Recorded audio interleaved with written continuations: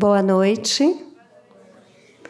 Meu nome é Luciane Neves, atuo no relacionamento institucional e ações do vestibular. Em nome da Escola de Direito de São Paulo, da Fundação Getúlio Vargas, desejo boas-vindas a todos e a todas. Queremos parabenizar os estudantes e seus familiares aqui presentes pelo ótimo desempenho de vocês no vestibular 2023. Estamos muito felizes com a presença de todos e todas aqui conosco. E para iniciarmos o evento, exibiremos o nosso vídeo institucional. Convido vocês a assistirem.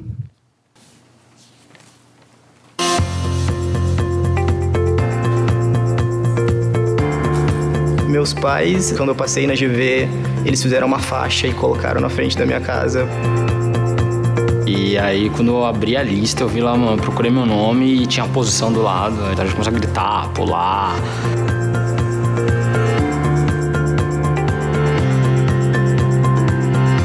O método socrático, eu acho que é o grande diferencial da GV. Ou seja, aqui você não vai chegar, sentar na sala de aula e ficar ouvindo o professor falar. Você vai ler um texto antes de vir para a aula, que o professor vai indicar, e você vai construir junto com os outros alunos o conhecimento. Então, a metodologia de participação, ela pressupõe que você faça as coisas, então o curso não acontece sem você, e ao mesmo tempo ela te interessa, porque como você extrai conhecimento da sua vida, o direito acaba sendo uma coisa que faz sentido, né? Não é uma coisa dos livros, não é uma coisa que o professor fala, não é excessivamente abstrato.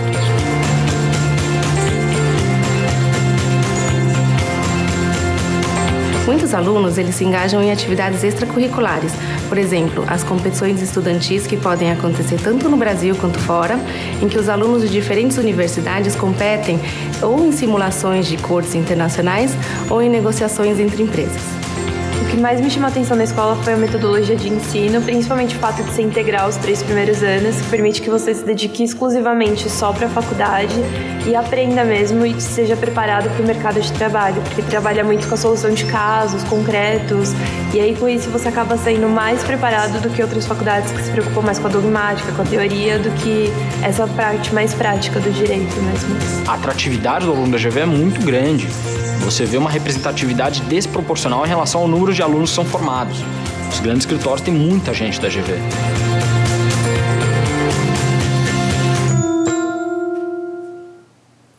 A gente tem alguns focos muito importantes no vestibular. Um deles é, a gente quer um candidato que saiba muito bem português, que saiba inglês, que tenha conhecimento das matérias que são relacionadas ao nosso curso, ao curso de Direito, História, etc.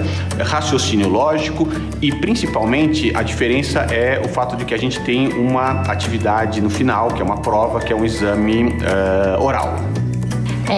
Eu escolhi a GV quando eu estava no 3º ano do ensino médio. Teve uma feira de faculdades na minha escola. Eu estudava na ETEC Getúlio Vargas, Escola Técnica do Governo do Estado. Mas eu descobri que tinham as bolsas de estudo. E aí já fiquei mais feliz e comecei a me dedicar bastante para o vestibular. Oi pessoal, tudo bom? Meu nome é Itamise e eu sou aluna do 4º ano da graduação da Fundação Getúlio Vargas.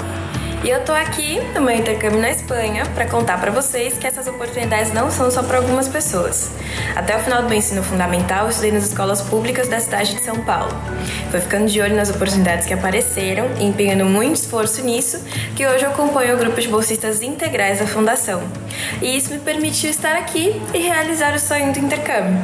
O que nós queremos, na realidade, é atrair os melhores, os jovens que tenham uma paixão pelo direito, os jovens que queiram transformar esse país, os jovens que queiram ingressar não só numa escola, mas num autêntico programa de desenvolvimento. Tá? É isso, para isso que nós existimos e é para isso que nós convidamos. Eu acho que todos aqueles que têm o interesse de pensar o direito de uma forma mais ampla, de pensar o direito como parte de um processo de construção de uma sociedade mais desenvolvida, mais justa, mais solidária, deveriam investir no tempo de vir à escola, de conhecer a escola, de tentar ter notícias a respeito de como essa escola está funcionando.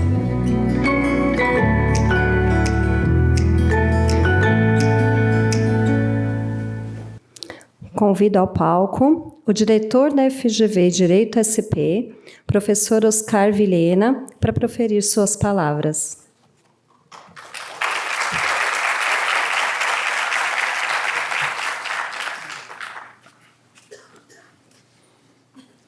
Bom, boa noite a todas, a todos. É um enorme prazer estar aqui com vocês nesse dia chuvoso, mas um dia que, sem dúvida nenhuma, para a vida de cada um de nós, é um dia muito importante. É um dia onde vocês tomam contato, não pela primeira vez, porque certamente já tiveram na escola, fizeram seu vestibular, mas num dia onde vocês vão olhar de uma maneira mais concreta se é aqui que vocês querem passar os próximos 5 anos, e alguns muito mais do que 5 anos. Nós temos alunos aqui da primeira turma e que já são professores na escola, né? As próximas décadas das suas vidas dentro dessa escola. Então, é com esse espírito que eu gostaria de dar boas-vindas a todas, a todos, a todas as alunas, os alunos que buscam o curso de Direito da Fundação Getúlio Vargas, dar boas-vindas aos pais, às mães, aos familiares que estejam aqui, amigos, e também aos nossos parceiros que cuidaram da educação de vocês até este momento, né? As escolas, os cursos preparatórios.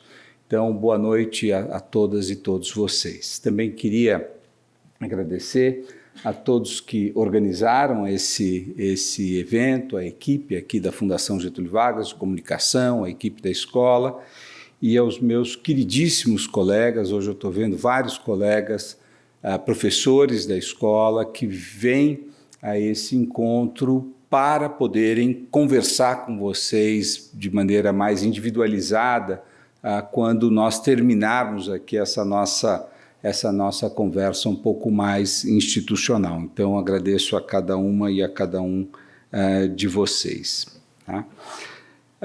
Veja, vocês chegaram aqui a partir de um processo que nós sabemos que é um processo longo e muito difícil.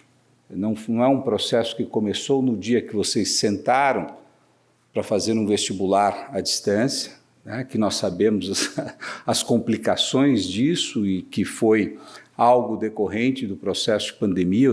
O vestibular, tradicionalmente, é um processo muito individualizado, muito pessoalizado, né, mas a pandemia nos obrigou a isso e provavelmente o ano que vem nós retornaremos a algum processo que eu gostaria de chamar de mais humanizado de vestibular. Sempre o nosso vestibular teve essa característica, né? Mas não é só um sucesso nesta prova. Nós sabemos que esse sucesso decorre, sobretudo, do cuidado, né, da atenção incondicional que seus pais tiveram com vocês, né? Então, nosso primeiro agradecimento e os nossos primeiros parceiros nessa empreitada dos alunos que vêm à escola é em relação às famílias, essas famílias que cuidam, né, de seus filhos de uma maneira exemplar e que permitem a esses jovens pensar num futuro onde eles possam fazer escolhas, que talvez seja uma das coisas mais difíceis na vida, né? Você ter a oportunidade de poder escolher, né? Quando nós estamos submetidos às necessidades, nós não fazemos escolhas. Nós fazemos escolhas quando nós nos tornamos autônomos. E para que tenhamos autonomia, nós precisamos ter uma série de capacidades. Sem dúvida nenhuma, os pais, as mães de vocês foram imensamente responsáveis por assegurar que vocês tivessem essas capacidades. Então, eu queria agradecer, em primeiro lugar, aos familiares, às escolas que têm feito uma verdadeira revolução no ensino fundamental e médio, né? É impressionante aqueles que acompanham o desenvolvimento das escolas hoje, não só no Brasil, mas no Brasil também, felizmente. Essas escolas têm passado por um processo de renovação profunda para atender um mundo em grande transformação. Então, eu agradeço mais uma vez às escolas, enfim, e parabenizo vocês, porque muitos tiveram também as mesmas oportunidades que vocês tiveram, mas não estão aqui. Isso significa um empenho, uma dedicação e, sobretudo, uma percepção de que o futuro de vocês poderia estar atrelado a uma escola que, como no vídeo se diz, é muito mais do que um curso, é um projeto de desenvolvimento que envolve a vida de vocês e que envolve a própria sociedade no qual vocês estão inseridos. Bom, então parabéns a todas, parabéns a todos e sejam muito bem-vindos. Eu queria tomar 5 minutos de vocês, porque eu acho que o grande interesse de cada um que está aqui hoje nessa sala é conversar um pouco sobre as perspectivas da profissão jurídica. Afinal, o que é fazer uma escolha, né, para uma carreira jurídica em 2023? Eu estou aqui com o nosso presidente da Ordem dos Advogados do Brasil, da seção de São Paulo. Ele é muito mais jovem do que eu, mas de qualquer maneira, quando nós fizemos a escolha, nós tínhamos uma percepção do que seria a nossa carreira, né? Era uma carreira mais tradicional, era uma carreira, sobretudo, ligada à nossa capacidade de ter um domínio enciclopédico sobre a legislação, que era uma legislação mais estável do que nós temos hoje, trabalhar em escritórios, prestar um concurso público, e isso poderia nos ser explicado, sobretudo pela experiência daqueles que estavam ao nosso redor, nossos pais que tinham sido advogados, nossas mães, que poucas tinham sido advogadas naquela época, mas era uma carreira, eu diria, tradicional e que nós poderíamos explicar com muita clareza, afinal, o que estaria na nossa frente. Mas isso vem mudando de uma maneira muito rápida, né? E essa escola, ela foi criada a partir da percepção de que as profissões jurídicas iam passar por um processo de profunda transformação, tá? Essa foi a percepção do meu querido amigo e antecessor, Ari Oswaldo Matos Filho, quando falou, vamos criar uma escola de direito. O presidente da Fundação Getúlio Vargas, Carlos Ivan Simons e Leal, vamos criar uma escola de direito diferente, tá? E por que criar uma escola de direito diferente? Naquele momento já existiam no Brasil cerca de 980 escolas de direito. Isso é um absurdo, né? O Brasil é um dos países que tem o maior número de escolas de direito no mundo, só equiparado à China, à Índia e ao México, né? Os Estados Unidos, para que vocês tenham uma ideia, tem 220 escolas de direito credenciadas, com uma população maior e um grau de litígio maior do que o Brasil. Mas o Brasil hoje tem mais de 1.400 escolas de direito, tá? Então, quando nós decidimos criar essa escola, já havia muitas e hoje há um punhado a mais, né? Por que raios, então, fazer uma escola de direito dentro de uma instituição que não tem fins lucrativos? Por quê? Fundamentalmente pela percepção de que, muito embora houvesse muitas escolas boas, e eu sou o último a criticar, eu gosto de escolas de direito. Às vezes eu vou dar uma palestra no interior de Minas e vejo que tem uma escola de direito fantástica, que ela forma bem os jovens que estão lá, que ela atende às demandas daquele mercado, tá? Então eu nunca falo, criamos uma escola porque não existia nada de bom. Ao contrário, existem excelentes escolas de direito no Brasil hoje. Mas nós entendíamos aquela época, e talvez essa nossa intuição tenha se confirmado ao longo dessas 2 décadas, que havia uma série de demandas que talvez precisassem ser calibradas de uma maneira distinta, aperfeiçoadas, e algumas coisas realmente precisariam passar por um processo de renovação profundo, né? O ensino do direito, desculpem tomar, para quem não é advogado e também não está interessado, mas os filhos estão, né? O ensino de direito começa no século X, em Bolonha. E o ensino, ele se dava de uma coisa muito peculiar. Foram descobertas, de fato, alguns documentos arqueológicos que eram o que depois veio se chamar Código de Justiniano, né? Então era uma codificação que um imperador fez no final do seu reinado. E aquilo, veja, não existia imprensa naquela época, o livro não se fazia. Então, as elites dos diversos locais, tanto eclesiásticas quanto nobiliárquicas vinham a Bolonha para ter um curso de direito que era basicamente copiar aquele Código de Justiniano. E o que o Código de Justiniano basicamente traz? Um conjunto de soluções racionais voltados a superar a violência na resolução de problemas concretos. Né? Se eu vendo um cavalo e o cavalo está com a pata machucada e a pessoa descobre depois o que eu faço com isso? Né? É um vício redibitório, está lá no Código Justiniano. Eu devolvo o cavalo e pego as minhas moedas de volta. Né? Então, o direito sempre foi um artefato humano voltado à solução de problemas concretos, à estabilização de expectativa, para que a gente possa se relacionar com o outro, para que eu possa construir uma família, para que eu possa transacionar algo, para que eu possa viajar. Né? A Rota da Seda é um migradouro pelo qual o direito vai se formando antes de Cristo, né? Através de regras muito práticas de funcionamento do mercado. Né? E o ensino do direito, ao longo, eu vou dizer agora, de séculos, é basicamente um ensino de códigos. Não é mais o Código de Justiniano, mas é o Código Civil, é o Código Penal, é o Código de Processo, e muitos de nós, vou usar o SICA aqui como da minha geração, quer dizer, nós aprendíamos, os professores vinham e pegavam o código, e a aula de direito penal era basicamente dissecar o código, não é, Raquel? A Raquel já é mais moderna, mas era basicamente dissecar o código, né? E as estruturas eram os códigos.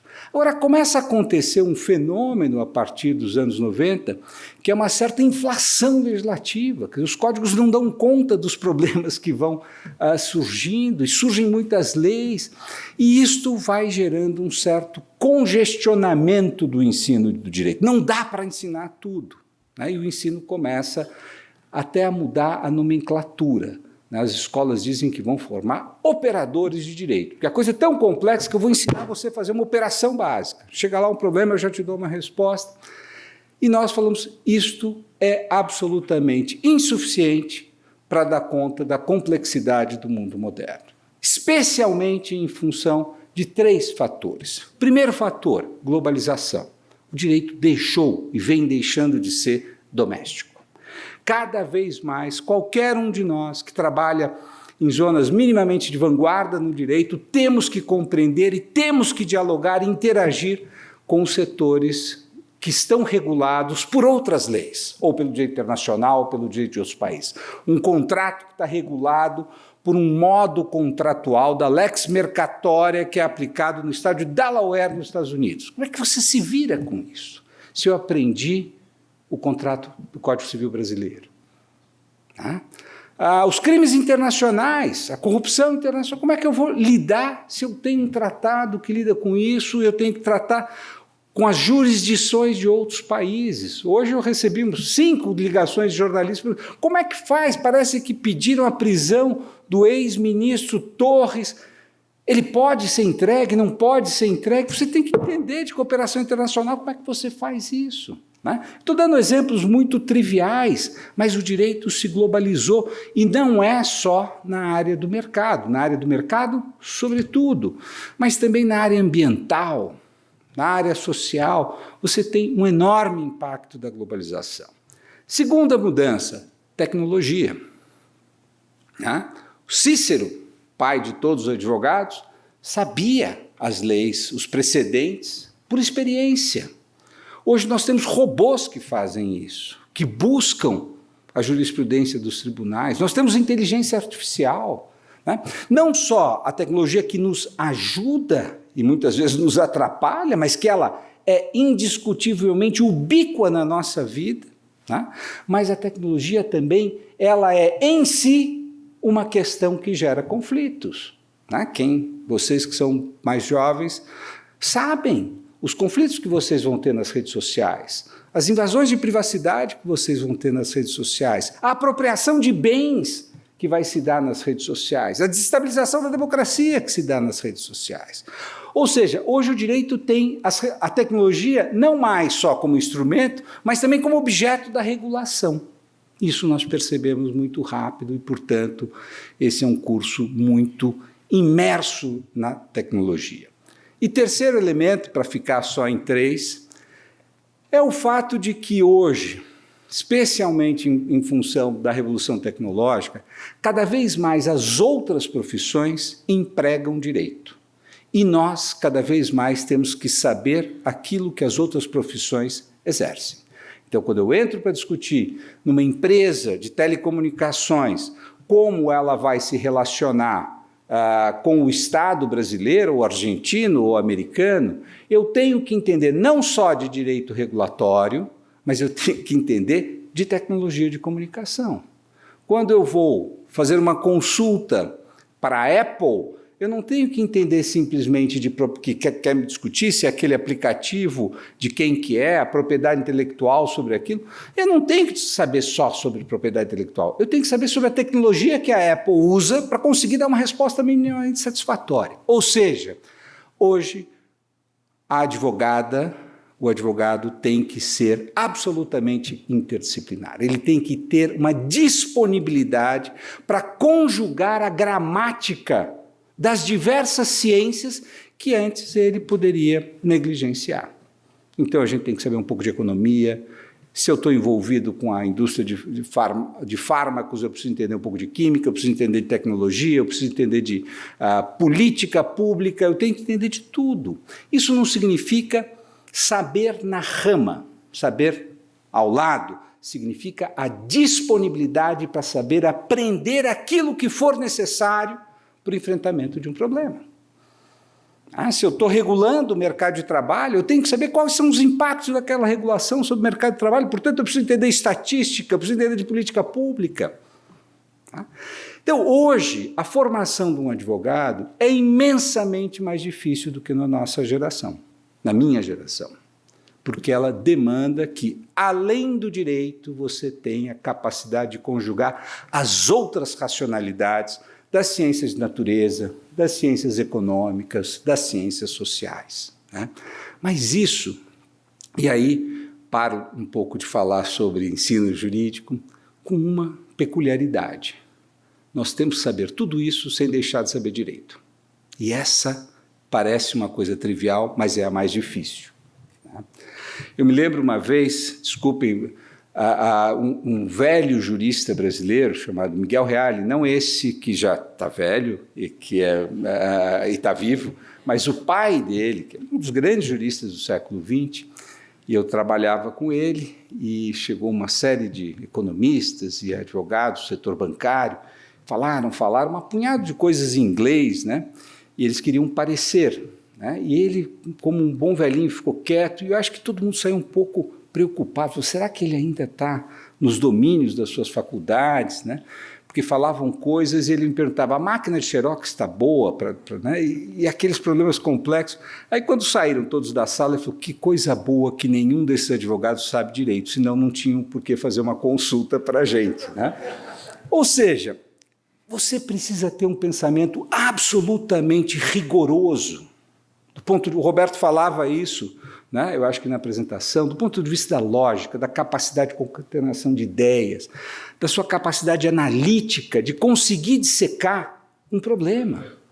Quando alguém chega para você, um cliente, e te conta uma história, qual que é a grande questão que nos diferencia de uma outra pessoa, de um psicanalista ou de um consultor econômico quando ouve essa história? Eu consegui dissecar o que nessa história é relevante do ponto de vista jurídico, seja para eu conseguir construir um contrato, seja para eu resolver um problema de ordem criminal, de ordem civil, de ordem trabalhista. Nisso não mudou nada desde Cícero, né? É ouvir, ter disposição para lidar com o problema do outro. E agora eu vou fazer uma contrapropaganda. Quem nessa sala prestou vestibular e não tem disposição para lidar com o problema alheio, vai embora. Porque nós somos pessoas que, por natureza, lidamos não com quem chega com uma solução, é com quem chega com um problema. Seja um governador de estado que vai te perguntar como é que eu resolvo esse problema tributário, que a arrecadação caiu, seja um grande empresário que vai chegar com um problema, olha, comprei uma empresa, mas acho que há uma fraude aqui. Ou me meti numa confusão. Normalmente, nós somos pessoas que têm que olhar com um olhar muito generoso para o outro. Tá? E é engraçado isso, né? Não, eu direito penal jamais vou fazer, jamais vou defender bandido. Depois entra na faculdade, todo mundo quer ser penalista porque é a coisa mais fascinante do mundo. Mas por que é fascinante? Porque nós nos transformamos, e aí vou fazer um autoelogio, não a mim, que não sou penalista, mas nós nos tornamos pessoas que nos interessam pelos outros. E que as histórias dos outros são histórias que nos fascinam. Tá?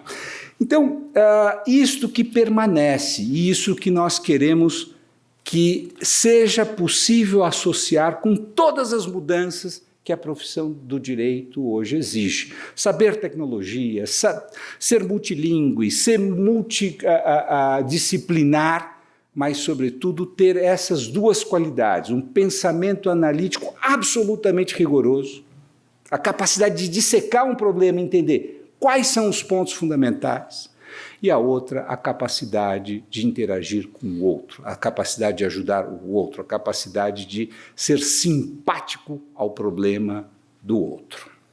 Bom, me resumo, então, a mais duas coisinhas. E certamente não vou me estender nisso, como me estendi até agora, peço perdão, para dizer que a escola se estruturou em face desses problemas. Como que eu lido com isso? E a primeira coisa foi fazer uma mudança radical no ensino, alguns dos jovens já colocaram aqui, que é a centralidade do aluno. Nós construímos um conhecimento que seja duradouro ao longo da nossa vida, sobretudo se nós aprendermos a aprender, se nós aprendermos a conseguir nos defrontar com problemas que nós não conhecemos e termos a habilidade para aprendermos de que forma solucionar esse problema. Então, todo o ensino na escola, desde o primeiro dia, não é um ensino onde nós transmitiremos informações, mas é um ensino onde nós desafiaremos vocês a chegarem à solução a partir do quê? Do que vocês acham? Não. E aí vem, evidentemente, a partir do direito. O que nós vamos dando são as ferramentas para que vocês possam solucionar esses problemas. Então, é uma escola radical, e aí faço a segunda propaganda contra a escola. Quem não tiver disposição, como esses jovens, de aprender desta maneira, é melhor não vir para cá. Porque aqui vocês serão exigidos a resolver problemas. A escola não dará nada, não é uma relação de consumo, é uma relação pedagógica, onde nós acreditamos que apenas você pode construir o seu próprio conhecimento. Tá? E isso vai se dar, eu não vou falar, mas de 1000 fórmulas, de seminários, de programas, de clínicas, método socrático, simulações, enfim, é uma infinidade de métodos pedagógicos voltados a que você seja o centro da sua própria formação. A segunda coisa que a escola é muito diferente, desde o começo, é no seu processo de internacionalização. Da seleção de professores aos nossos convênios, nós acreditamos que o mundo é cosmopolita, que os professores têm que ter uma experiência no exterior, que os professores têm que trazer isso para dentro da sala de aula, de que nós temos semestralmente entre 10 e 7 professores de escolas estrangeiras, que vocês têm a possibilidade de fazer programas fora do Brasil, tá? E mesmo para aqueles alunos que são bolsistas, depois nós vamos falar sobre endowment, sobre bolsas, a ideia é de que você sempre tenha uma experiência internacional, ainda que ela esteja ancorada em São Paulo, ela possa ser uma experiência internacional. A terceira característica da escola, e está associada aos desafios da profissão, é a interdisciplinariedade. Tá? Hoje, dentro do campus de São Paulo, da Fundação Getúlio Vargas, das escolas de São Paulo, nós temos, em média, 960 cursos sendo dados por semestre. Ou seja, você está vindo para uma escola de direito, mas se você estiver interessado em ciências comportamentais, em microeconomia, em relações internacionais, isso pode se dar. Isso pode se dar de uma maneira furtiva, ou seja, eu vou fazer um cursinho lá na Escola de Relações Internacionais, pode se dar de uma maneira mais intensa, eu vou fazer uma trilha em ciências de dados na Escola de Economia, ou pode se dar de uma maneira robusta. Eu vou fazer uma dupla graduação com a escola de administração. Tá? Então, veja, é uma escolha que eu acho que é muito difícil para quem tem 18 anos, 19 anos, alguns 17 anos, mas é uma escolha cercada de alternativas, de vocês darem conta das curiosidades que têm, e nós prezamos isso. A última característica da escola, eu vou falar pouquíssimo disso, é tecnologia, tecnologia, tecnologia, no sentido tanto do emprego, mas, sobretudo, da compreensão do impacto jurídico do uso dessa tecnologia. Tá? Porque nós não estamos querendo fazer operadores do direito que vão perder o próprio emprego. Tá? A tecnologia vai ser tão eficiente que daí eu não preciso mais funcionar. Um professor nosso, o professor Garcês, fala: o que nós estamos desenvolvendo é uma escola que está interessada em empregá-los em lugares que façam sentido à vida de vocês. Né? São os empregos relevantes na área do direito, onde vocês vão fazer aquilo que vocês querem. Né? Se vocês querem ser advogados ambientalistas, porque vocês estão preocupados com a crise do clima, vocês vão poder trabalhar nas Nações Unidas, nas melhores ONGs, nos melhores escritórios que tratam da questão de clima. Se vocês querem ser um advogado de empresa, vocês vão fazer isso para os principais escritórios ou empresas, que é uma coisa muito bacana também na escola, a quantidade de jovens que saem e vão trabalhar para empresas, porque eles adoram administrar, porque eles adoram a tecnologia. E por que eles vão para o escritório? Eles podem fazer isso. Tá? Então, eu acho que essa é a característica dessa escola que eu gostaria que ficasse muito claro para cada um de vocês, porque não é uma escolha, mais uma vez, trivial. É uma escolha que vai exigir de vocês um enorme compromisso. Um enorme compromisso. Tá? Muitas vezes eu falei com alunos que não tinham esse compromisso. Mas eu não sei. Então, vai para outro lugar, vai fazer outra coisa. Porque nós não fazemos um pacto de mediocridade dentro da Fundação Getúlio Vargas. Esse é um convite para uma empreitada profundamente séria. Profundamente séria. Bom, queria dizer que os nossos colegas, tanto da gestão da escola quanto do endowment, vão falar das oportunidades que nós oferecemos. Sempre estamos descontentes que elas não são em número e montante tão alto quanto, mas e o centro acadêmico também provavelmente vai falar disso, né? Mas nós temos várias de financiamento escolar, de bolsa de estudo, de bolsas conferidas pelo endowment para aqueles que precisam de mais recursos para ficar aqui. Enfim, concluo dizendo que nós temos muito orgulho de ter montado essa escola que transformou, em algum sentido, o panorama do ensino jurídico no Brasil. Há hoje várias escolas, também muito boas, que estão sendo constituídas nas trilhas daquilo que nós fizemos. A USP de Ribeirão Preto, o INSPER, tantas outras que fazem um modelo de escola que busca, em alguma medida, reproduzir, e nós achamos que isso é muito bom, porque isso é fundamental para o Brasil. O Brasil precisa disso. Tá? Evidentemente, nós entendemos que essa escola tem uma preocupação em conciliar todas essas demandas com uma formação jurídica absolutamente robusta. Eu acho que essa é a grande distinção de como conciliar esses dois universos, do Cícero com a tecnologia, né? Da interdisciplinariedade com o Rui Barbosa, ou seja, de que maneira nós moldamos isto. Não simplesmente flutuando aí numa onda de que escolas de direito tem que ser uma escola de tudo. Não é uma escola sobre tudo, é uma escola sobre direito. Nós temos muito orgulho disso, temos uma pretensão de nos tornarmos cada vez mais diversos, é uma escola de elite, como muitas das escolas que vocês veem, e precisamos fazer com que essa escola seja distinta, seja mais plural. Talvez um dos nossos assets mais formidáveis seja a nossa pluralidade política. Né? É impressionante como, num período de grande polarização, de grande aflição, que cada um de nós sabe e vive, seja dentro de casa, seja na vida política, nós passamos, de alguma maneira, ilesos e contribuindo para desanuviar isto. Quer dizer, nós temos um compromisso fortíssimo com a democracia, com a pluralidade de ideias, com a liberdade.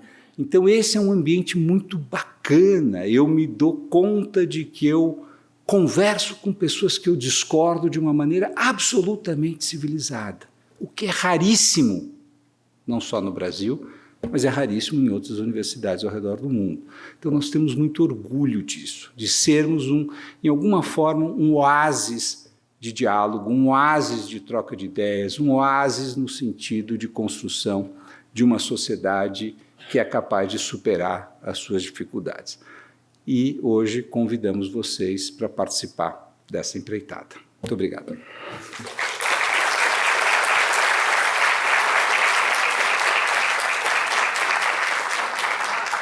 Tem uma coisinha só que eu queria, porque sempre reclamam da gente de uma coisa. Você podia apagar a luz aqui?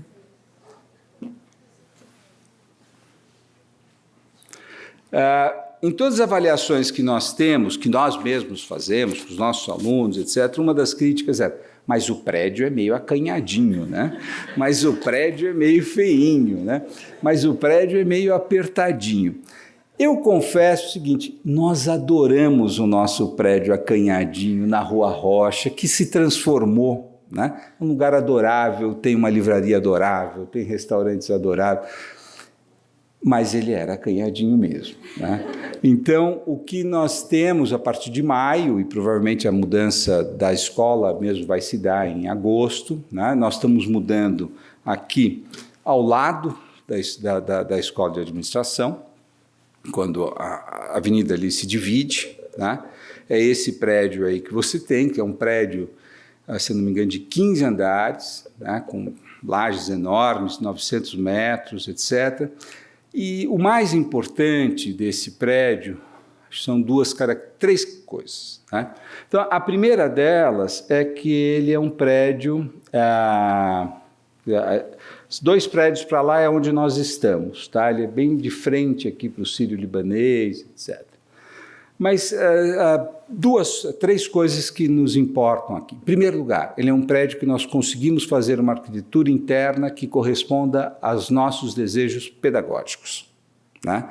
Ele não é um prédio engessado, mas nós temos a condição de pôr um mobiliário que adeque à forma como nós queremos ensinar, especialmente o ensino participativo, de grupo, a mobilidade dos alunos dentro da sala de aula, né? Isso é muito fundamental para a gente. Então, nós vamos ter diversas configurações de salas de aula. Então, essa é a primeira característica, né?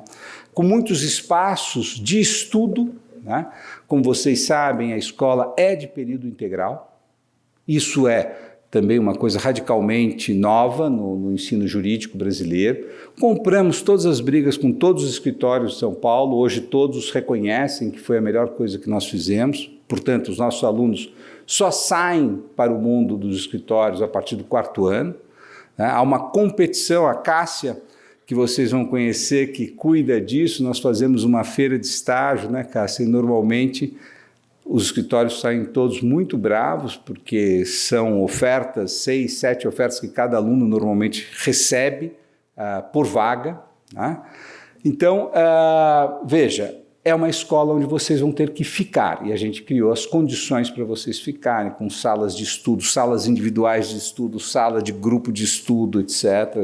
Isso é só uma imagem, né? Ops! O que eu fiz aqui?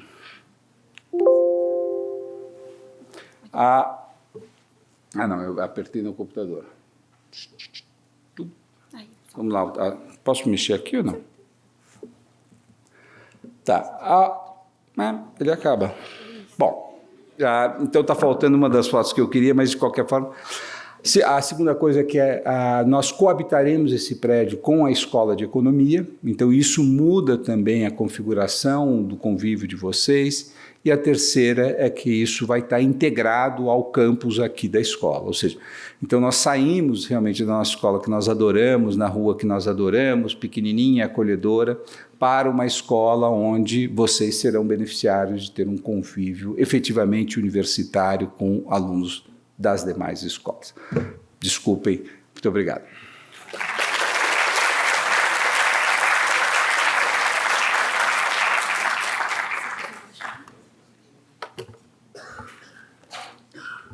Obrigada, professor Oscar. Convido agora nosso coordenador do curso de Direito da FGV Direito SP, professor Roberto Dias. Obrigada.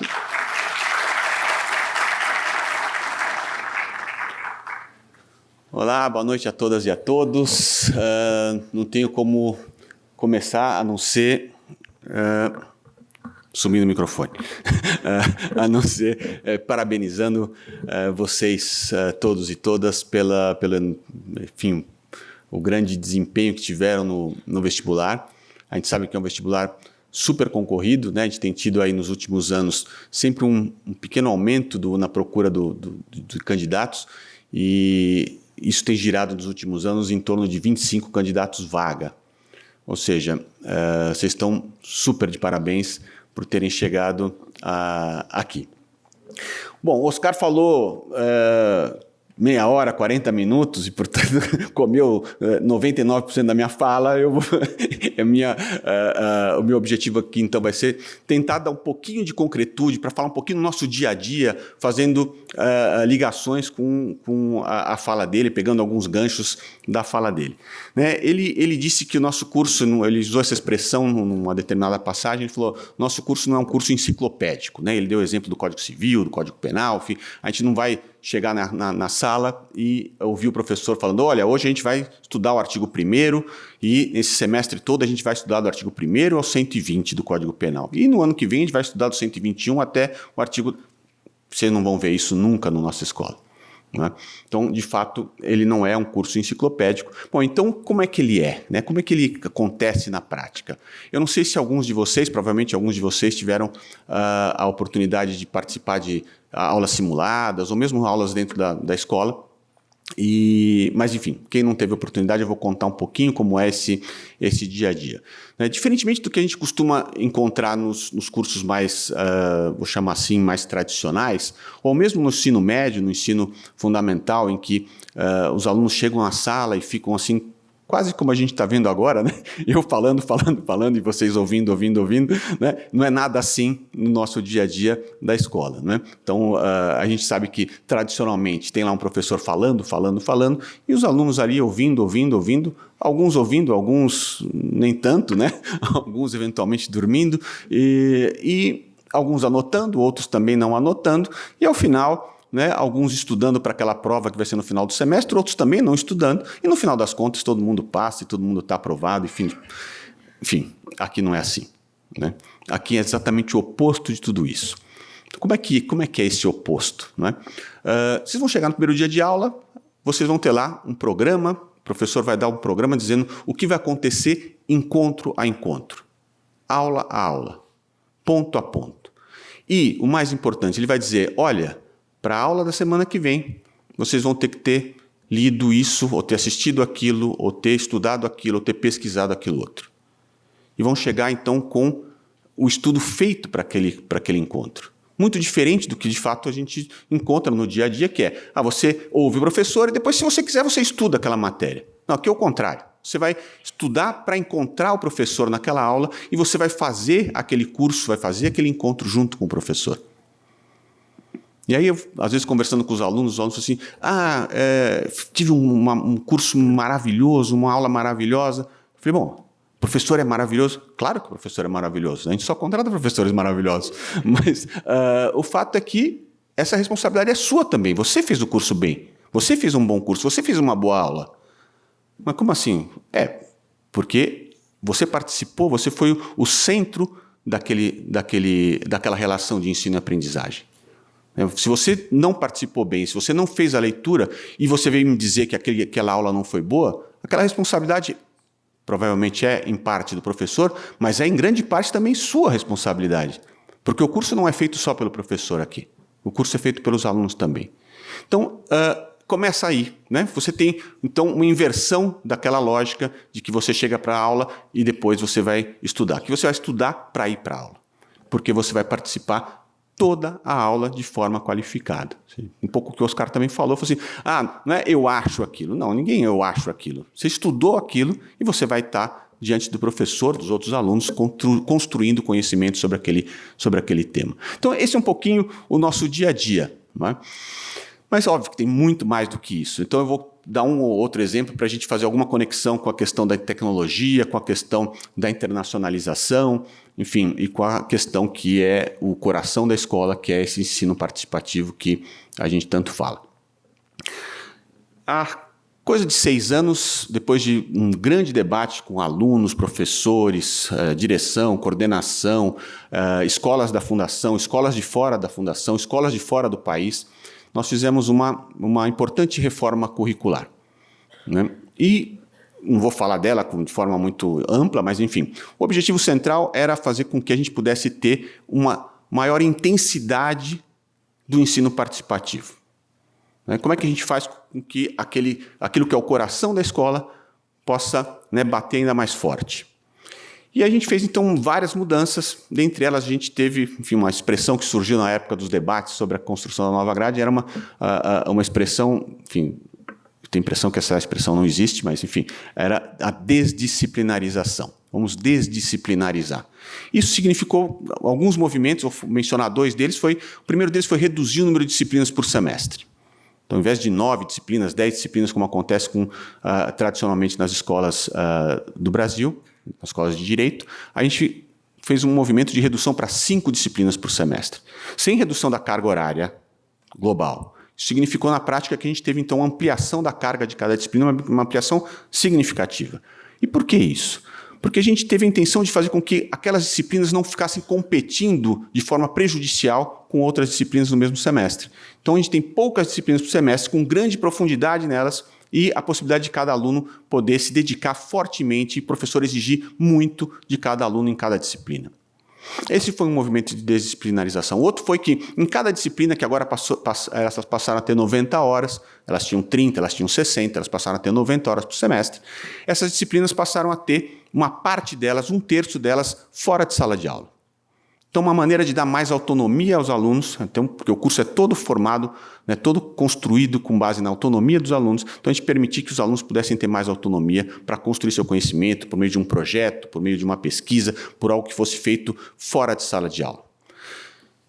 E a gente teve uma série de outras modificações, mas eu vou citar mais uma só para não cansar vocês, que foi no meio do curso a gente criou o chamado projeto multidisciplinar, em que a gente divide as turmas são de 40 alunos, a gente dividiu as turmas em turmas de 20, e cada turma com 2 professores de áreas diferentes. E aí a gente envolve aquela questão que o Oscar falou, que é a da transdisciplinariedade ou da multidisciplinariedade. A gente força, então, né? Estou dizendo isso como coordenador, eu forço isso colocando professores de áreas diferentes trabalhando o mesmo projeto. E os projetos, via de regra, são projetos que trabalham questões de ponta que não tem uma literatura jurídica ainda consolidada sobre aquele assunto. Posso dar 2 ou 3 exemplos, contar um pouquinho como é que foi isso, e aí faço a conexão também com os temas de tecnologia, os temas de internacionalização. Por exemplo, a gente teve recentemente projetos que envolviam, por exemplo, uma professora de direito penal e uma professora de direitos humanos, de direito constitucional, e que trabalhava com a questão da regulação das criptomoedas. Como é que a gente, né, pensa a regulação das criptomoedas? Ninguém sabe como que se faz isso. Então, a gente está trabalhando as questões de ponta. Outra, como é que a gente discute e pensa a regulação do reconhecimento facial das pessoas, ou reconhecimento das pessoas de um modo geral? Quais são os impactos disso? Quais são as implicações disso? Quais são os benefícios que isso traz? Quais são os malefícios? Quais são os problemas que isso traz? E como é que o Estado deveria regular essa questão? Ninguém sabe dizer muito bem isso. Então, vamos trabalhar esse tema. A gente vai dar soluções para esse problema.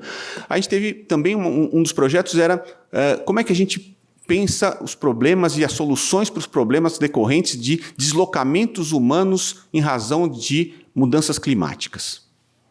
Então, questões internacionais, questões ligadas ao direito ambiental e como é que a gente se impacta com isso. E enfim, posso dar um monte de outros exemplos, mas eu mesmo trabalhei num projeto de regulação de inteligência artificial no ano passado, questões de bioética e tecnologia, enfim.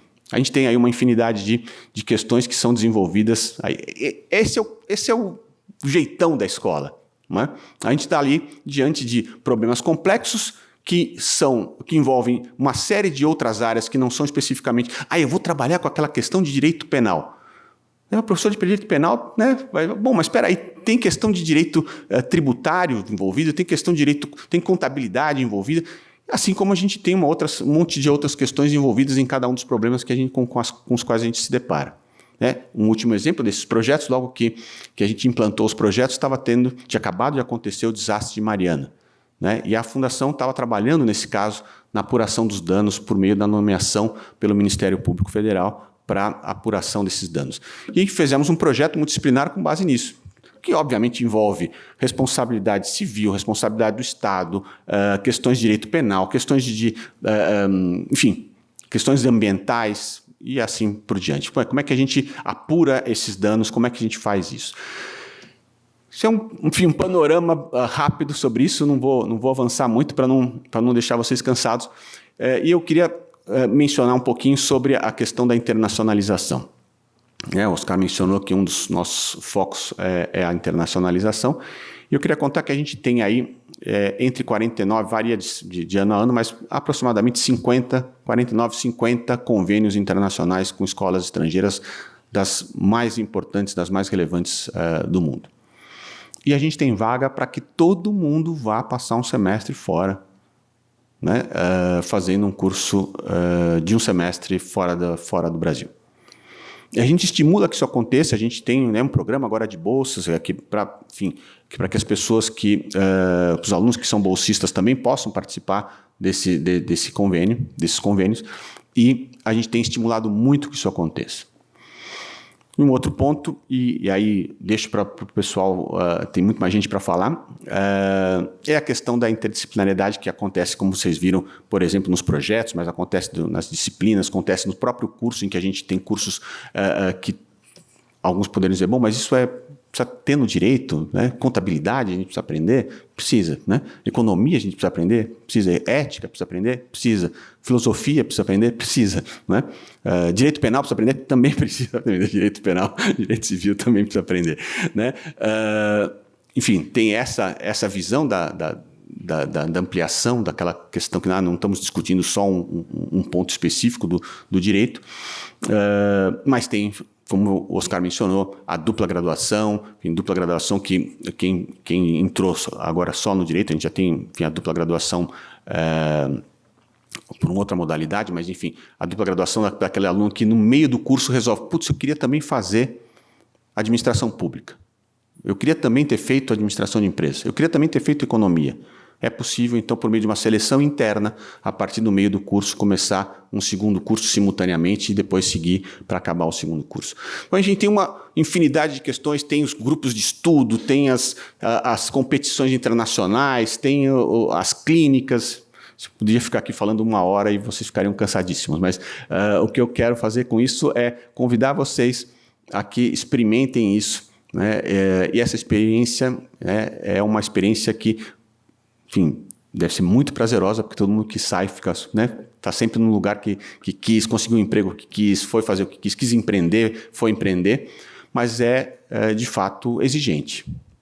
Então é um curso que não vai deixar que, bom, se eu estudar, como eu comentei no comecinho da minha fala, se eu estudar eu passo, se eu não estudar eu não passo. Enfim, aqui não vai ser assim.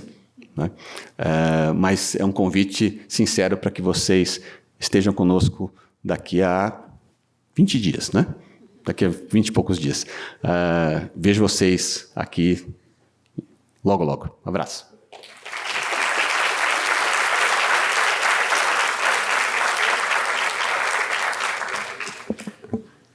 Muito obrigada, professor Roberto, pelas palavras. Bom, na sequência, eu convido agora, por gentileza, a professora Luísa Ferreira, que suba até o palco, como representante do nosso corpo docente.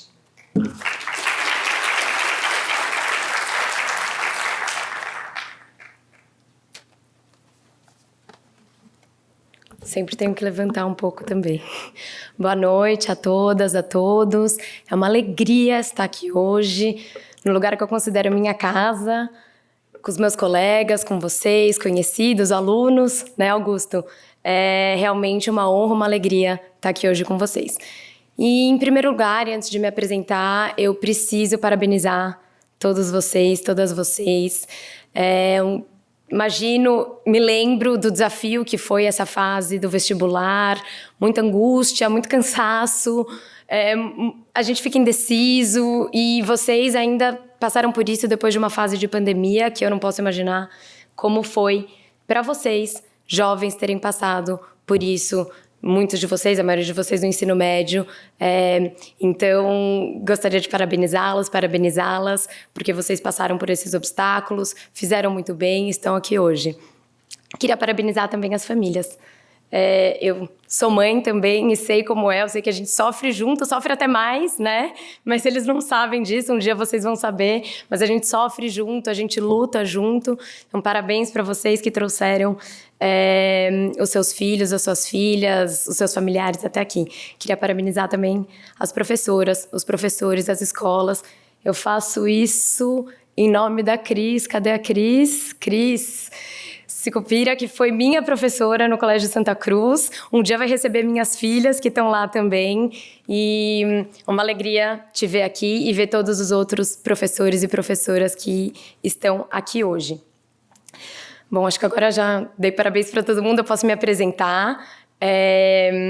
Eu não tenho outro jeito de eu começar sem dizer que no ano de 2005, espero que ninguém faça as contas. Quem gosta de direito, em geral, não é tão bom de matemática, né? Tem essa história, então ninguém faça nenhuma conta.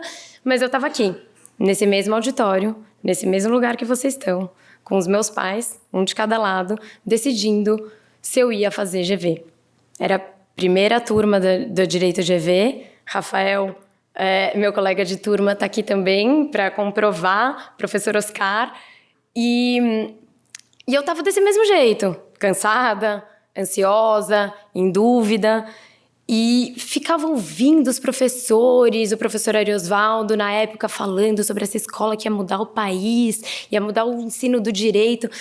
E a gente ouvia aquilo, falava, será que vai dar certo? Tudo isso que vocês estão ouvindo hoje, a gente ouvia, mas ainda sem ter aluno formado, e as pessoas... Será que a gente vai, não vai, devemos ir? E hoje eu posso dizer com absoluta tranquilidade que foi a melhor escolha que eu fiz na minha vida. Eu não estou falando isso porque eles estão aqui, não. Eu estou falando isso porque, de verdade, mudou tudo.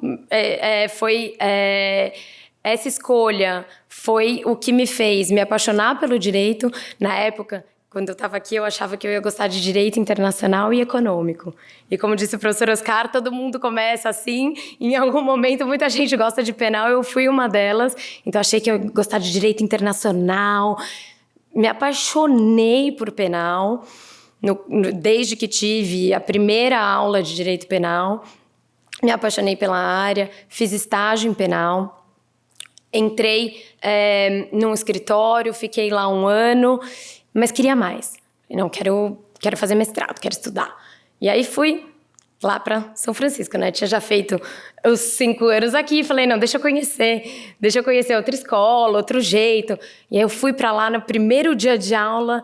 Eu falei, ai, saudades da GV, né? Da minha casa, do meu lugar, os professores que sabem quem a gente é, conversam com a gente o tempo inteiro. E aí vim, ao mesmo tempo que eu fazia o mestrado na São Francisco, eu vim trabalhar na GV como pesquisadora do Núcleo de Estudos sobre o Crime e a Pena.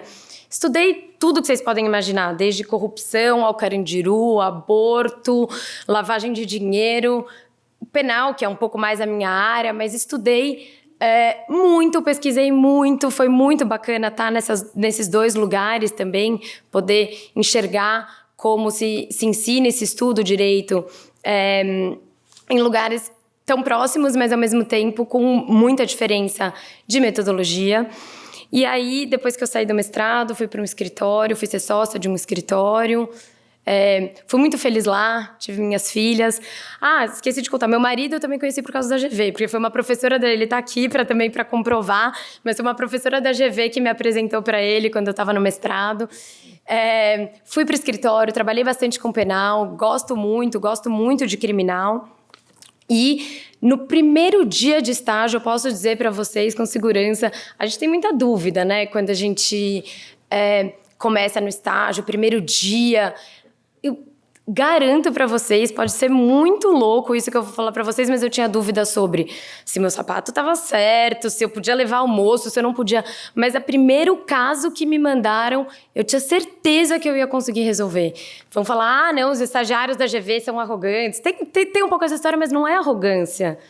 É a tranquilidade em lidar com o novo. É muito bacana. Então, vem aquele caso super difícil que o escritório te manda e você... Não, peraí, vamos ler, vamos resolver, né? A primeira aula que eu tive na GV era um acórdão. Eu lembro que eu olhava aquilo e falava, acórdão, o que será um acórdão? Eles deram na primeira aula pra gente, primeiro dia, o professor Carlos Ari Sundfeld sentou e deu um acórdão pra gente de liberdade de expressão, Caselwanger, nunca vou esquecer dessa aula. E eu olhava, o que será isso? Sepúlveda pertence ao ministro do Supremo Tribunal. Sepúlveda? Quem é esse? Não entendia quem era ministro, mas aí aquilo... Você vai criando uma casca grossa para lidar com o desconhecido. E isso te tranquiliza no mundo do trabalho. Qualquer que seja a área que você escolha, aquela tranquilidade de falar, não, peraí, eu no 17 anos, primeira aula, eu li aquele acórdão, eu vou conseguir ler esse caso aqui, eu vou conseguir trazer, pelo menos tentar trazer uma solução. Não estou dizendo que a gente resolve tudo e os outros alunos de outras faculdades não resolvem. Não, mas essa tranquilidade em lidar com o novo é muito bacana, é o diferencial e é o que me fez nunca querer sair da GV e querer voltar para a GV. Então, em 2020, eu vim fazer o doutorado na GV, primeira turma, também eu gosto dessa coisa de primeira turma. E com muita alegria, no ano passado, eu passei num concurso para professora, dou aula agora de penal e processo penal, e aquela coisa lá no começo, de você achar, né, aquela aula que o professor te dá, aquilo, mas como que a gente vai resolver isso? Eu lembro que eu não percebia como era difícil para o professor trazer um caso interessante. Hoje eu vejo que seria muito mais fácil eu dar uma aula expositiva, dar uma aula de penal, né? Prisão preventiva, falo lá. 1h30, posso falar 3 horas de prisão preventiva. Agora, trazer um caso interessante de prisão, tentar trabalhar esse caso de verdade, com todas as nuances, juntando processo e penal, isso dá trabalho às minhas colegas que estão aqui, Olivia, Alessandra, vão poder dizer. Eu estou também num projeto disciplinar, o Roberto me colocou nessa enrascada, num projeto multidisciplinar de um tema, a gente vai trabalhar com as audiências online, porque agora é isso, a gente tem metade a justiça está sendo feita de forma presencial e online. Vou trabalhar esse tema, não é um tema com o qual eu já tinha trabalhado, estou estudando, passei dezembro e janeiro estudando um tema novo para enfrentar esse tema e conseguir trabalhar um tema diferente, que fora um pouco da minha... Esse termo que as pessoas usam, né, da minha zona de conforto, não é, mas estou aprendendo para poder trabalhar um tema multidisciplinar com as alunas e com alunos. Isso sempre me encantou, eu nunca me imaginei em outra escola que não fosse a GV, dando aula em outra escola que não fosse a GV. Para mim é uma realização de um sonho poder estar do outro lado, que não é tanto do outro lado assim. Acho que, como vocês ouviram, na GV a relação aluno-professor não é eu aqui, vocês ali, é uma troca, é um encontro. E o aluno é o centro. Então, hoje, o que eu imaginava que podia... Será que é muito diferente, né? Você professor agora... Mas não, eu estou o tempo inteiro pensando como eu pensava quando eu era aluno. O tempo inteiro que eu estou em sala de aula, eu estou pensando, será que isso dá para entender? Será que agora esse desafio eles vão conseguir? Eu mesma me desafio com os casos. O Augusto está aqui, também não vai me deixar mentir. A gente trabalhou vários casos penais difíceis, complexos, que eu discuto com outras professoras também da minha área de criminal, a gente discute as soluções juntas, discuto com os alunos, aprendo com os alunos. Às vezes, alguma coisa que eu tinha pensado, uma solução que eu tinha pensado, o aluno vai lá e traz uma solução nova, diferente, não tem gabarito. A gente vai construindo essa relação e a aula e o trabalho juntos. E eu nunca pude imaginar, depois de tanto tempo de EV, de ter formado minha vida, ser de outro jeito ou ser professora num lugar que não é como o da GV. Acho que também grande parte do que eu ia dizer já foi dito aqui, até risquei bastante coisa, mas queria contar para vocês também que daqui a pouco o Rafael, que é meu colega de primeira turma, vai contar para vocês sobre o Endowment que a gente fundou juntos para aumentar a diversidade do corpo docente da GV. Isso é um pouco a prova do amor e dedicação que os alunos da GV têm pela GV. Foi algo que a gente sentiu que a gente precisava fazer pela escola, aumentar essa diversidade, e a gente fez juntos, a gente fez junto com a direção, a gente fez junto com os professores, a gente fez juntos com os pais. E foi nessa época que eu estava no escritório, mas eu sempre estava aqui, então o Endowment era uma forma de me ligar. Eu acho que isso que o professor Oscar falou da Rua Rocha, tem esse sentimento de casa, de vida. É muito difícil sair depois que a gente entra, e eu espero que vocês também, depois que entrarem, nunca queiram sair. Eu fiquei pensando quando vocês estavam talvez ouvindo a fala do Oscar e do Roberto, não, mas essa coisa, grandes soluções, reformas, mas... Eu lembro que eu pensava isso quando eu estava sentada, mas e aí? E a petição, no escritório? Eu vou saber fazer uma petição? Vou saber fazer um recurso, assim, aquela coisa mais beabá do dia a dia? Sempre.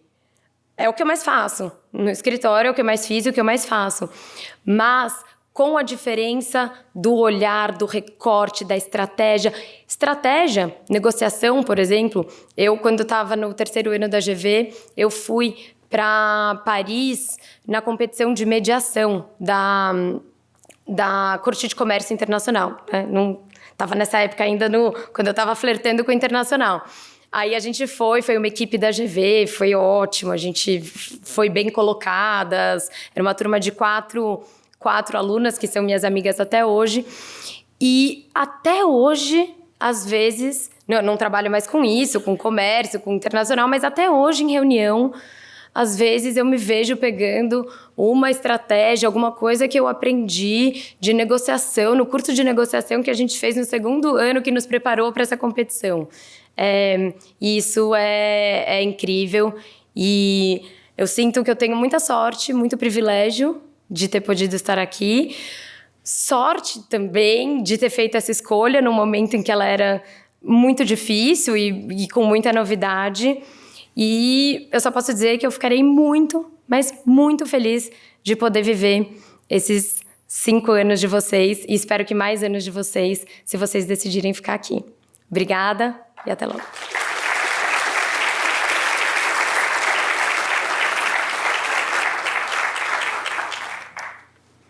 Bom, muito obrigada, professora Luísa.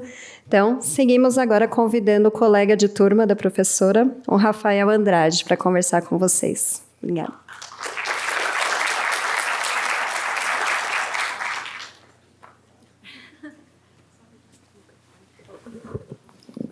Tá bom assim? Boa noite, é um prazer imenso estar aqui. Meu nome é Rafael, eu sou, como a Lu antecipou, aluno da primeira turma, eu sou sócio de um escritório aqui em São Paulo, eu trabalho com fusões e aquisições, e hoje, mais cedo, minha secretária entrou na minha sala e ela leu o e-mail que a Lu mandou, que a minha fala deveria ser breve e impactante. Eu prometo brevidade, mas eu vou deixar vocês serem os juízes do impacto sobre isso. Me convidaram, é verdade, está escrito impactante, eu mostro para vocês depois, eu adorei a escolha de palavras. Me convidaram aqui para contar um pouquinho sobre o Endowment, né? Antes de eu contar sobre o que é o Endowment e o que a gente faz, eu queria contar um pouquinho da história, né? Por que nós decidimos em meados de 2010, né, isso já éramos formados, reuni um grupo de pessoas para levantar recursos para investir em alguns conceitos que 10 anos, 15 anos atrás talvez não fossem tão em voga, mas que hoje estão na pauta de todo mundo, como pluralidade, diversidade, inclusão. Existem várias respostas, né? Isso era eventualmente a decisão moralmente correta a se fazer, mas eu queria pegar uma só, que é o seguinte: a gente, como instituição, né, se a gente se propõe a fazer uma universidade que a dialética, a conversa está na base da construção do conhecimento, é evidente que a gente precisa de pluralidade nessa discussão, né? Você passa conhecimento com a unanimidade, mas o conhecimento só se constrói no dissenso. E a gente precisa trazer pluralidade de visões, de ideias, de experiências de vida, para que o objetivo inicial da Fundação Getúlio Vargas na sua escola de Direito possa fazer sentido. Você só pode construir e colocar o aluno à frente da construção do conhecimento se a gente tem uma base diversa de pessoas discutindo temas tão complexos de direito. Isso foi um esforço muito maior do que só dar bolsas de estudo. O desafio era muito maior. O desafio era repensar o vestibular, o desafio era repensar a forma como a GV se comunicava com as escolas, né? Mas é evidente que o dinheiro fazia diferença, faz diferença, e a gente, vários professores, a instituição assumiu o compromisso de se repensar, tentar se reinventar. Era uma escola de 5, 6 anos de idade, mas a gente sentia necessidade de se reinventar. E o nosso papel aqui foi o de construir um grupo de pessoas que queria levantar dinheiro para montar um fundo patrimonial, um fundo perpétuo, um fundo de endowment, como queiram. E muito do que os professores, né, falaram anteriormente, o desafio que a gente tinha ao construir o endowment era o próprio desafio de legitimar a ideia. O que é um endowment? Como você constitui um endowment? Eu me lembro com muito carinho de um almoço que eu fui com o professor Ari Osvaldo. Eu adorava almoçar com o Ari Osvaldo porque ele sempre pagava o meu almoço, eu era duro, né? E ele é um sujeito muito refinado, né? Sempre me levava em restaurantes ótimos. E a gente começou, a gente falou, bom, vamos fazer o endowment, né? Eu fiquei responsável por estruturar juridicamente o endowment e eu fui almoçar com ele para ele me contar como é que se estrutura o endowment, né? E começou o almoço e a pergunta dele foi, e aí, Rafael, como que a gente estrutura o endowment? E eu falei, puxa, professor, o senhor não sabe, né? Então vamos ter que pensar. E a gente construiu, com muitos erros, acertos, a gente construiu uma instituição que hoje é independente da Fundação Getúlio Vargas, mas que o objetivo dela é com arrecadar recursos, né, investir esses recursos no mercado financeiro, e com a rentabilidade disso a gente aplica em alguns projetos. A gente iniciou com um projeto de bolsa manutenção. A ideia era que a Fundação Getúlio Vargas desse bolsas para alguns alunos, né, a isenção de mensalidade, mas, como vocês viram aqui, né, isso é uma instituição que exige do aluno que permaneça aqui em período integral. O que faz com que muita gente não tenha, né, os meios materiais de se manter na instituição, então a gente começou com uma bolsa manutenção. A evolução da escola acabou nos mostrando outros caminhos, né? Então a gente tem hoje uma bolsa intercâmbio, que é dada a alguns alunos, né, que respeitam aos critérios de seleção. A gente já teve, uma bolsa recente, né? A gente teve 3 alunos que foram para o exterior, a gente tem uma aluna agora, atualmente, no exterior. E a gente tem algumas outras parcerias, né, com escritórios, com entidades de apoio psicológico, enfim, é todo um processo de construção para dar os meios materiais para que essas pessoas possam extrair o máximo da experiência na Fundação Getúlio Vargas. Muito mais do que dar o dinheiro e dar os meios materiais, o endowment é também um meio de encontro de alunos e de promoção de autoajuda entre eles, de ajuda dos escritórios para abrir caminhos, abrir portas, criar eventos, e hoje o Endowment está à disposição de vocês. Em nome do Endowment, eu sou, como comentei, ex-aluno, eu sou um dos fundadores do Endowment, o atual, aliás, desde o começo, diretor financeiro, ninguém quis assumir esse papel ainda.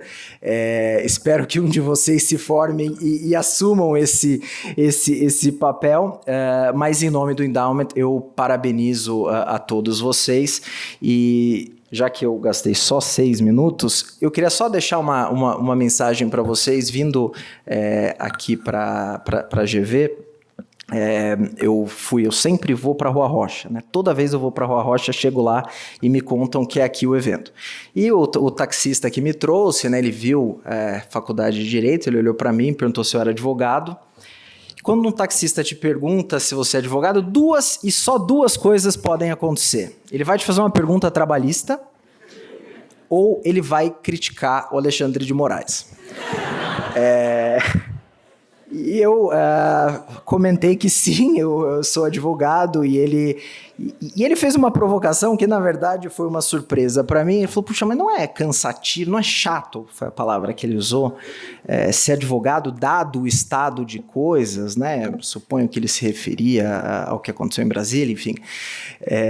Isso eu fiquei pensando, né? Eu, obviamente, menti, que é o que eu faço, não sou advogado, porque senão eu ia ter que responder uma pergunta trabalhista, e se tem uma coisa que eu não entendo é de direito do trabalho, mas eu fiquei pensando muito nisso, né? E eu suponho que muitos de vocês tenham essa dúvida, então eu queria encerrar, né, com essa provocação. Se a gente concorda que não há saída fora do Estado Democrático de Direito, eu espero que todos nós concordemos com isso, o direito tem algo a dizer sobre a construção do nosso Estado democrático, né? E talvez seja enfadonho e chato, como o meu colega taxista comentou, repetir fórmulas que a gente sabe que não deram certo, mas não há nada de chato no processo de construção e utilização do direito para a gente construir uma sociedade mais justa e mais próspera. Se é verdade que o direito, como o professor Oscar falou, e deve ser verdade, ele entende mais de direito do que eu,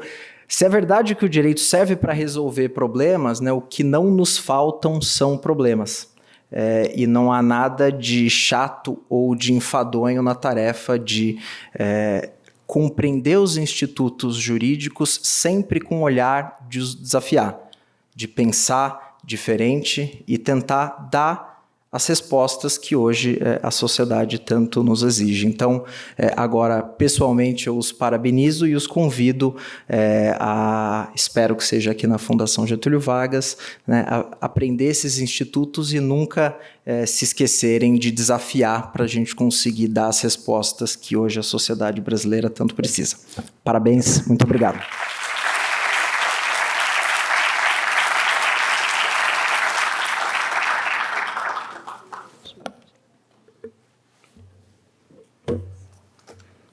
Obrigada, Rafael. Seguindo, eu convido, por gentileza, Fabrício Leite, junto com seu colega, o Augusto Ximenes, para falar um pouquinho sobre o centro acadêmico. Obrigada.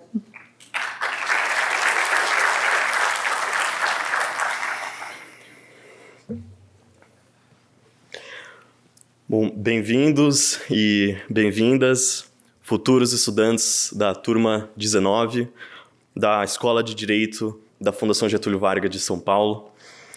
Eu sou Fabrício e gostaria de também agradecer a oportunidade da direção, da coordenação e todos aqui presentes para apresentar o centro acadêmico e fazer esse contato com vocês que, carinhosamente, nós vamos chamar de bichos e bichetes a partir de agora.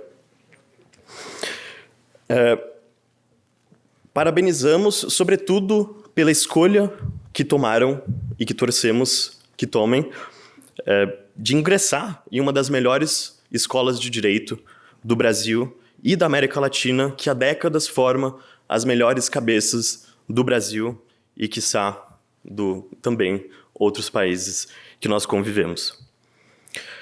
Esperamos conseguir mostrar para vocês, mesmo que brevemente, o que é ser o aluno da FGV Direito e o que isso implica, né? Então, decidi contar brevemente um pouco da minha história e, posteriormente, passarei a palavra para o Augusto. 5 anos atrás, eu sentei nas mesmas cadeiras que vocês estão sentando hoje. Naquela oportunidade, eu acompanhava um debate entre os chefes de campanha dos candidatos à presidência que estavam aqui debatendo nessa oportunidade.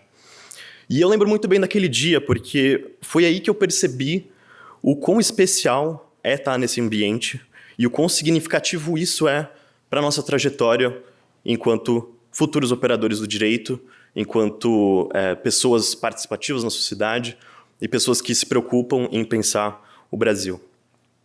Naquele momento eu tive a certeza de que queria estar aqui e ainda sem saber ao certo como se daria essa trajetória.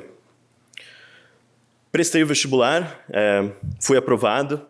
No dia da aprovação eu comemorei muito, chorei muito, falei com os meus pais, falei com os meus amigos, mandei mensagem.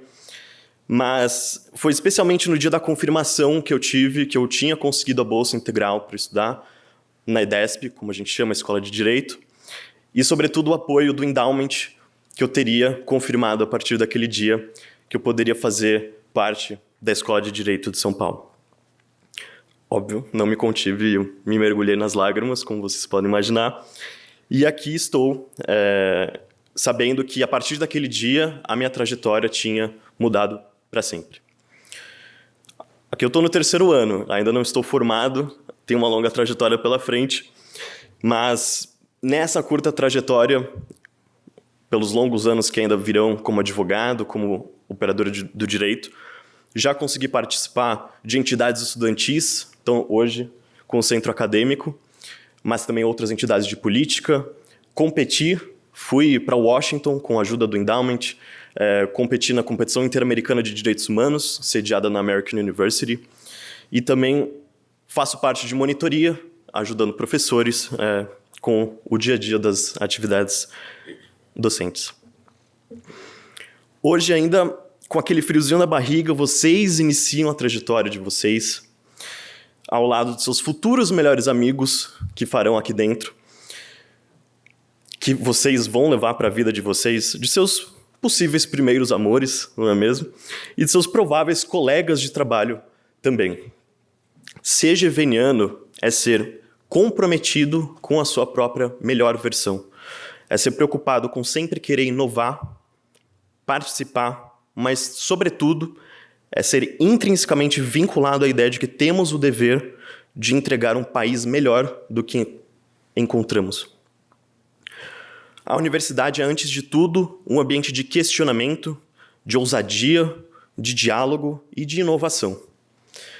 Diante de um país com instituições que precisam ter a sua legitimidade reforçada e os poderes reafirmados constantemente por conta de ameaças, também é o nosso dever de atuar proativamente pela melhoria da nossa qualidade democrática.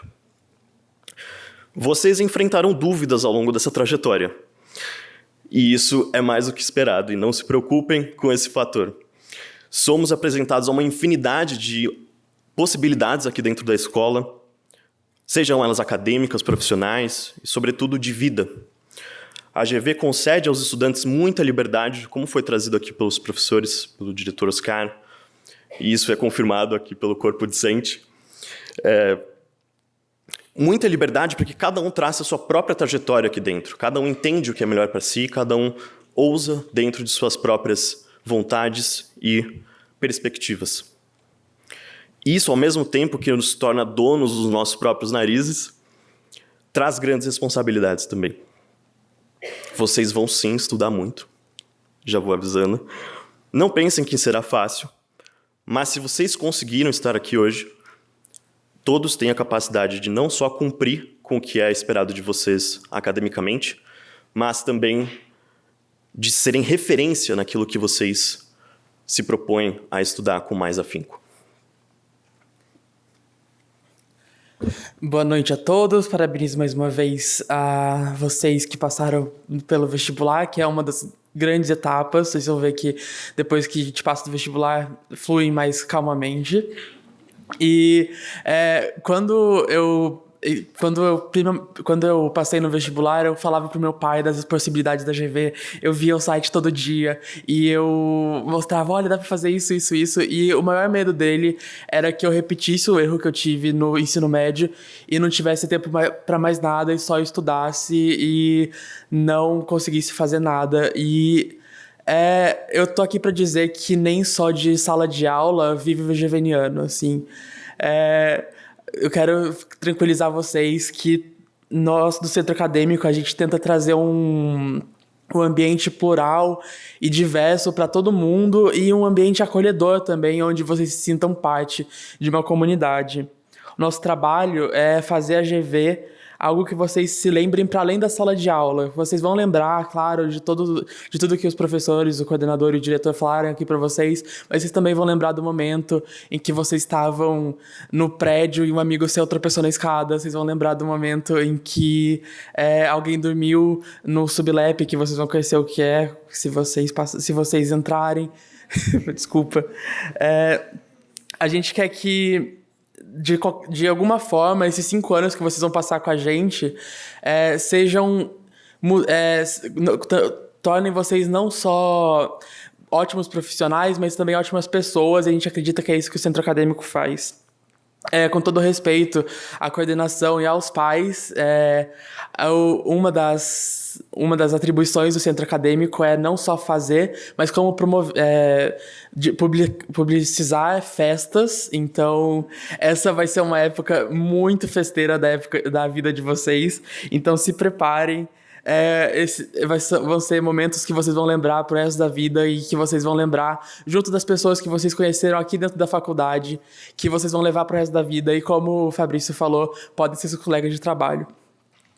Então, seja para fazer novas amizades, para se aprofundar mais nas diversas áreas do direito, para debater e para principalmente se divertir. Contem com o CA para tudo.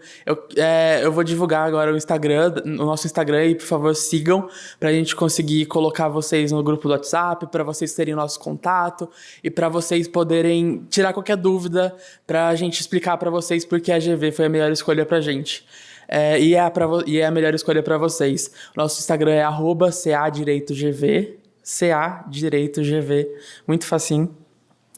E a gente espera ver vocês no dia 9 de fevereiro pra gente poder ver vocês e mais pra frente fazer o trote também, que é muito legal. Obrigado.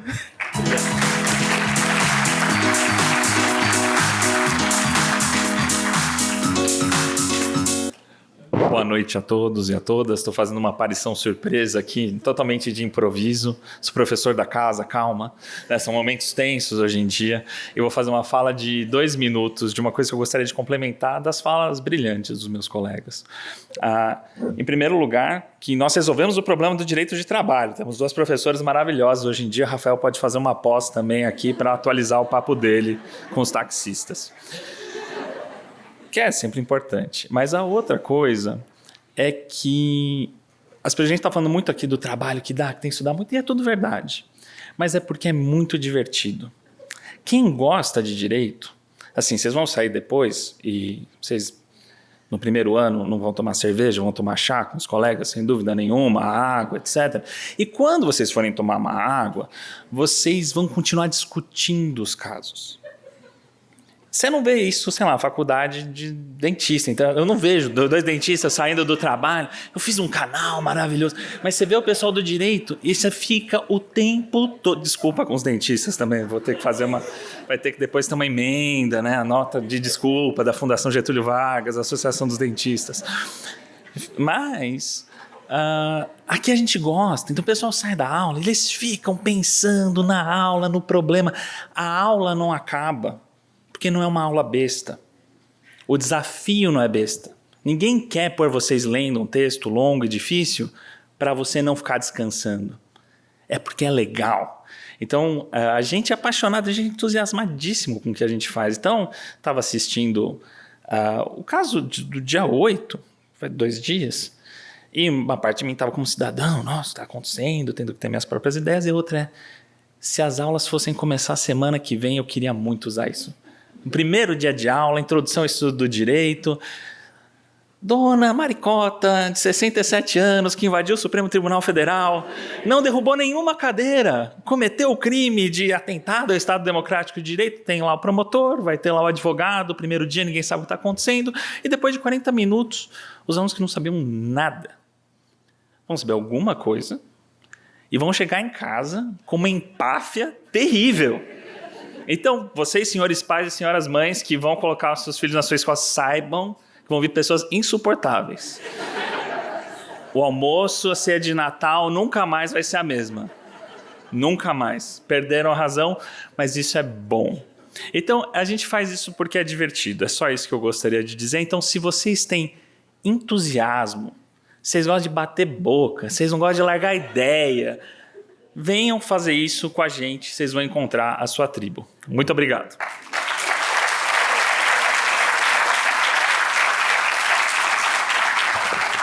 Ótimo. Totalmente improviso, mas valeu. Foi ótimo. Não, ó, um monte de anotação, viu, gente? É assim mesmo. Obrigada, professor Rubens. Teremos agora um momento bastante especial em que faremos uma singela homenagem à primeira colocada no vestibular 2023. Por favor, professor Oscar, para nos auxiliar na homenagem. Peço, por gentileza, uma salva de palmas para a estudante Maria Clara Bichain.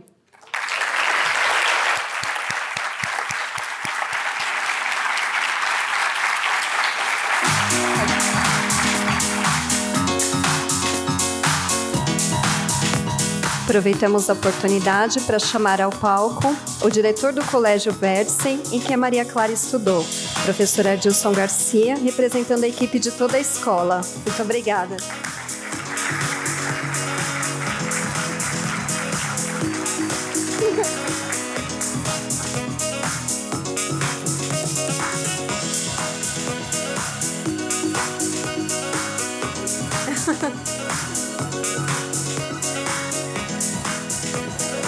Obrigada, parabéns. Muito bem, Maria Clara. Muito obrigada. Seguimos o evento desta noite premiando as instituições de ensino que mais aprovaram no vestibular 2023 da FGV Direito SP. Para auxiliar nessa entrega, eu convido, por gentileza, a professora Olívia Pascoaleto. Por favor, professora. Chamo ao palco Helena de Sales Aguiar, diretora de Planejamento e Integração do Colégio Bandeirantes.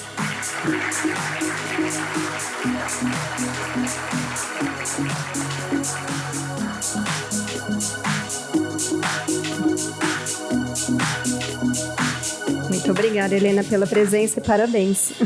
Em nome de toda a equipe. Obrigada. Aqui. Estamos registrando aqui o Rubens. Seguindo, convido por gentileza a Cássia Nakano para nos auxiliar na entrega. E para subir ao palco, Maria Cristina de Araripe Sucupira, coordenadora de ensino médio do Colégio Santa Cruz.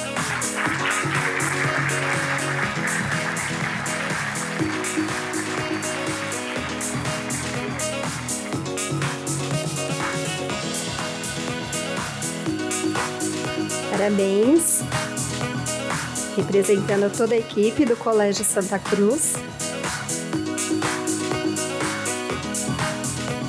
Obrigada, parabéns. A homenagem agora ela é para o Colégio Mobile. Nós tentamos um contato, mas infelizmente, devido à época do ano, não foi possível termos um representante. No entanto, encaminharemos depois um selo para a instituição, mas fica aqui o nosso reconhecimento também ao Mobile.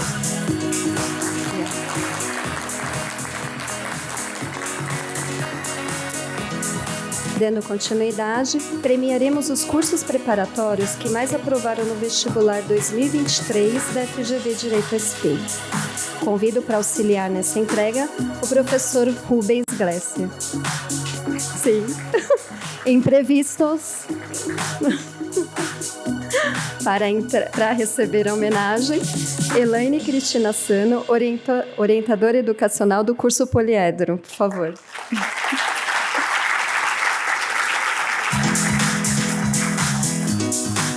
Muito obrigada, Elaine.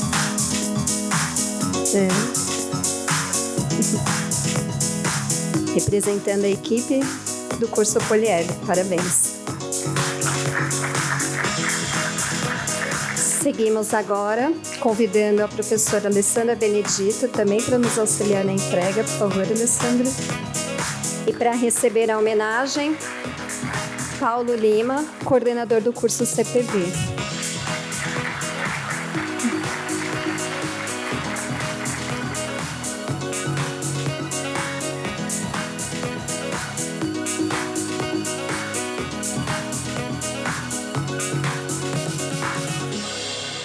Muito obrigada, Paulo, pela presença e por representar a equipe.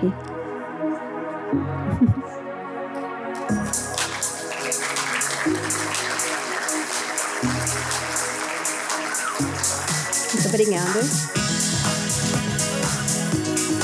Para a próxima entrega, por favor, professor Roberto Dias, também para nos auxiliar. E chama ao palco Victor Jean de Lemos, diretor de operações, representando o curso Ângulo.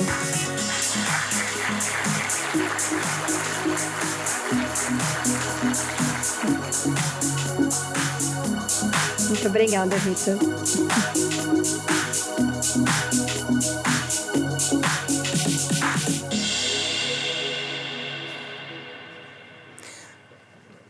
Nossos parabéns a todos os colégios, cursinhos e a vocês, calouros e calouras de 2023 do curso de Direito da FGV Direito SP. Uma salva de palmas a todos e a todas.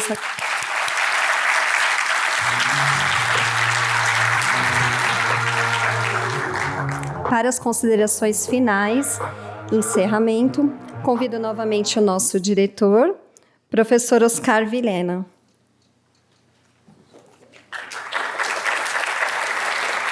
Eu acho que depois de tanta fala, e do Rubens especialmente, acho que todos merecemos um coquetel. Agradecemos imensamente a confiança de vocês, no fundo é isto. Esse é um compromisso muito grande, né? Eu já vi em algumas escolas, falam assim, não, isso custa um carro, né? Eu diria que isso custa imensamente mais do que um carro, né? Mas isso é um compromisso, como a Luísa falou, que muda as nossas vidas. Então, que vocês reflitam muito bem antes de tomarem essa decisão. Muito obrigado. E é divertido, como o Rubens falou. Tchau, tchau.